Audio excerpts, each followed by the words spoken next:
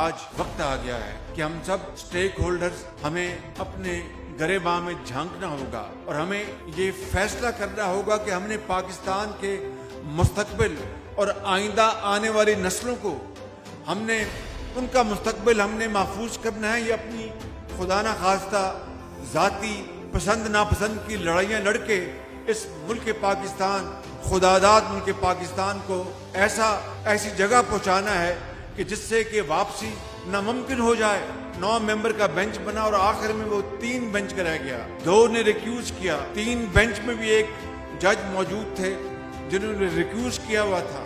4-3 کی ایک بحث چل رہی ہے اور پھر جنہوں نے ریکیوز کیا تھا ان کو خود اس بینچ میں نہیں بیٹھنا چاہیے تھا. اگر فل کورٹ کا مطالبہ مان لیا جاتا تو کون ہے پاکستان میں اس کے فیصلے سے اختلاف کرتا؟ 3 بینچ کا ایک فیصلہ قاضی فائز عیسیٰ کے کبھی آیا, اس کو پہلے ایک سرکولر کے ذریعے اس کو ختم کیا گیا. بعد میں پھر 6 بینچ کا ایک لارجر بینچ بنایا گیا. اگر وہ سرکولر کے ذریعے ختم ہونا تھا تو پھر لارجر بینچ بنانے کی ضرورت کیا تھی؟ جو قانون کی حکمرانی ہے 63A کے قانون کو کس طرح ری رائٹ کیا گیا اور ہم نے اپیل دائر کی ہوئی ہے, اس کا کوئی آج تک اس کا اتا پتہ نہیں ہے. اسی فیصلے میں جو پولیٹیکل پارٹیز نے بار بار استدعا کی کہ ہمیں اس کا پارٹی بنایا جائے, کسی نے اس کا نوٹس نہیں لیا. عدالت عظمیٰ سے ہم آج بھی یہ کہیں گے کہ وہ اپنے اس فیصلے کو رجوع کریں, فل کورٹ بنا دیں. جن ججز نے ریکیوز کیا تھا وہ نہ بیٹھیں.